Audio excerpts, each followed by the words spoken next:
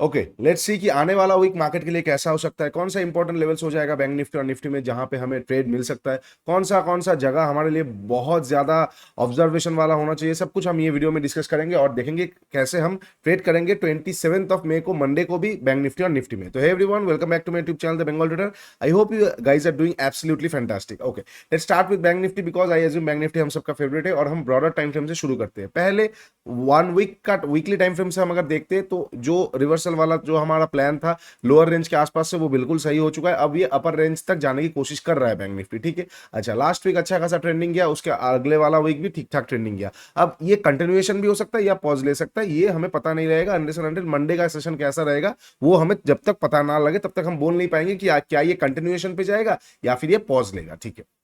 अब हम थोड़ा सा डेली में देखेंगे। डेली में उतना कुछ आपको समझ में नहीं आएगा बिकॉज वही रेंज के आसपास है, मिडिल रेंज के आसपास खड़ा हुआ है। पॉज लेके जा सकता है या फिर आराम से निकल सकता है या फिर थोड़ा रिट्रेस करके जा सकता है। अब चीजें समझ में आएगा 15 मिनट का टाइम फ्रेम में जाएंगे तो 15 मिनट का टाइम फ्रेम में लास्ट डे ये लिक्विडिटी ग्रैब वाला ट्रेड था। अच्छा, 15 मिनट का टाइम फ्रेम में क्या था, नहीं था, ये हमारे लिए एक ऑब्जर्वेशन वाला जोन था 49,000। यहाँ पे मार्केट जाके क्या हुआ, दो दो बार रिएक्ट किया, एक बार दो बार। अच्छा ठीक है, बहुत अच्छी बात है। साथ ही साथ यहाँ से हमें लिक्विडिटी ग्रैब का लास्ट डे पे ट्रेड मिला, बहुत अच्छी बात है। अब हम नेक्स्ट बाइंग कहाँ पे करेंगे बैंक निफ्टी को, मंडे के सेशन में अगर बैंक निफ्टी फ्लैट ओपन होता है, माफ कीजिएगा, फ्लैट ओपन होकर अगर ऊपर जाता है तो मैं वहां पे तुरंत बाय नहीं करूंगा, मैं थोड़ा वेट कर लूंगा। प्राइस एक्शन ऊपर में आएगा तो मैं बाय कर सकता हूँ, 49,000 के ऊपर प्राइस एक्शन आएगा तो मैं बाय करूंगा, अदरवाइज क्या करूंगा, मैं थोड़ा वेट करूंगा। इसको मैं नीचे आने दूंगा, कोई दिक्कत नहीं, मैं यहाँ पे शॉर्ट नहीं करूंगा। मैं देखूंगा क्या ये एरिया के आसपास आके बैंक निफ्टी रुकने की कोशिश कर रहा है, ये मेरे लिए वॉच जोन होगा। देखिए वॉच जोन अब बहुत बहुत निकल के आने वाला है बिकॉज कहाँ से घूमेगा ना, बहुत सारे जगह से घूमने की कोशिश कर सकता है बैंक निफ्टी, ठीक है। मैं एक काम करता हूँ, यहाँ का लेवल मार्क कर देता हूँ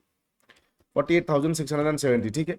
ये जोन के आसपास जैसे आएगा मैं एक बार मार्केट को यहाँ से बाई करना पसंद करूंगा। बहुत सारे नीचे का जोन आ रहा है, मतलब अगर फ्लैट ओपन होके नीचे आता है मैं वेट करूंगा 48,670 के आसपास से। अगर मुझे 15 minute setup, sniper, liquidity grab, liquidity SVEEP या फिर कुछ भी एसएमटी मिलता है, मैं यहाँ से बाई कर सकता हूँ। अगर यहाँ पे नहीं रुका, प्राइस एक्शन आके नीचे तोड़ रहा है तो मैं शॉर्ट करूंगा और फिर यहाँ से देखूंगा। यहाँ पे भी नहीं रुका, प्राइस एक्शन आके नीचे तोड़ रहा है तो मैं शॉर्ट करूंगा, मैं यहाँ से देखूंगा, ठीक है।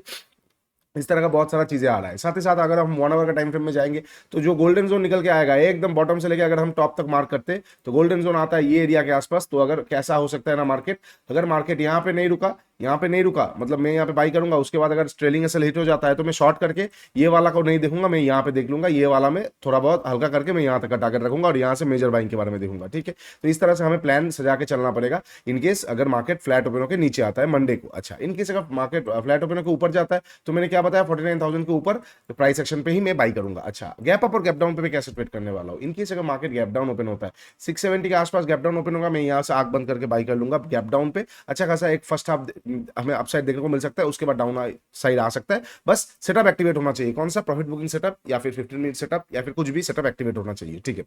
अगर इसके नीचे गैप डाउन ओपन होता है तो यहां से एक बार देखना पसंद करूंगा और अगर इसके भी नीचे आ रहा है तो मैं डायरेक्टली 48,060 से देखना पसंद करूंगा, ठीक है। इनकेस अगर ये बीच में गैप डाउन ओपन हो रहा है तो मैं वेट कर लूंगा, किसी भी वोट का मैं ट्रेडिंग नहीं करूंगा, यहां से मैं बाई करूंगा। अदरवाइज 49,000 के ऊपर प्राइस एक्शन पे मैं देखूंगा, इजी ट्रेड आने वाला है, ठीक है।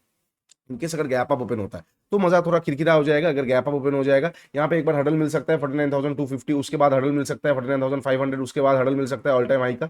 तो कहीं ना कहीं गैप अप अगर ओपन हो जाता है तो वहां पे बिकॉज अच्छा खासा रैली हो गया फिर से गैप अप, तो एक प्रॉफिट बुकिंग आ सकता है। मैं उल्टा क्या करूंगा, मैं क्लोजिंग प्राइस के आसपास आएगा तो मैं यहाँ से बाई कर सकता हूँ, अदरवाइज मैं सेकंड हाफ में या फिर कोई स्ट्रक्चर मैप के बाद ही ट्रेड करना पसंद करूंगा, ठीक है। ये हो जाएगा बैंक निफ्टी का सारा पॉसिबल सिचुएशंस। अब चलिए एक बार निफ्टी चेकआउट कर लेते हैं। Similar kind of story, bank Nifty से ज्यादा कॉम्प्लिकेटेड निफ्टी रहेगा बिकॉज निफ्टी अब क्या है ना, रेंज के अपर एंड के आसपास चला जा चुका है, ऑलरेडी जा रहा है कहीं ना कहीं। और डेली टाइम फ्रेम में थोड़ा सा रिजेक्शन देखने को मिला है, नेक्स्ट दिन एक और रिजेक्शन हमें देखने को मिल सकता है। और साथ ही साथ क्या है ना, निफ्टी अभी ऑल टाइम हाई के आसपास है, मतलब ऑल टाइम हाई को तोड़ दिया है। अब ऑल टाइम हाई पे कैसे ट्रेड करना है वो अपने आप में बोलना बहुत मुश्किल हो जाता है बिकॉज ऑल टाइम हाई एक नया लेवल हो जाता है। तो मैं निफ्टी में कैसे ट्रेड प्लान कर रहा हूँ, पहले मैं इसको हटाता हूँ। निफ्टी में यहाँ पे एक राइजिंग वेज जैसा बना था उसको तोड़ा है निफ्टी ने, एक राइजिंग वेज जैसा बना था उसको तोड़ा है।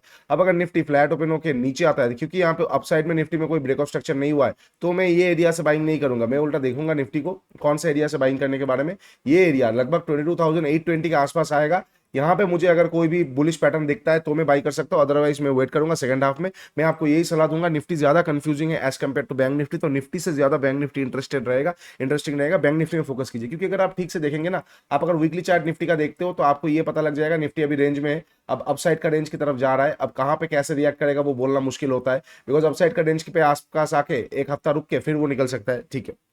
साथ ही साथ अगर हम डेली में देखेंगे, डेली में एक शूटिंग स्टार जैसा कैंडल आ चुका है अप रेंज के आसपास, मतलब कहीं ना कहीं थोड़ा सा नेगेटिविटी शुरू हुआ है। नेक्स्ट दिन क्या हो सकता है, ऊपर जाके थोड़ा सा क्रॉस करके लिक्विडिटी लेके फिर वो नेगेटिव दिखा दे, ठीक है। अच्छा 1 आवर 4 आवर में तो आपको दिखेगा नहीं, 1 आवर पे अगर हम ठीक से देखेंगे तो हमें कुछ भी उतना अच्छी तरीके से समझ में नहीं आएगा। बस हमें क्या समझ में आ रहा है कि वॉलेटिलिटी बढ़ सकता है, यहाँ पे वॉलेटिलिटी बढ़ सकता है थोड़ा सा, ठीक है। अच्छा 15 मिनट पे जाएंगे तो हमें चीजें थोड़ा बहुत समझ में आएगा कि क्योंकि एक राइजिंग वेज पैटर्न जैसा था, एक राइजिंग वेज पैटर्न जैसा था ये वाला, ठीक है। मैं एक बार आप लोगों को ड्रॉ करके दिखा देता हूँ।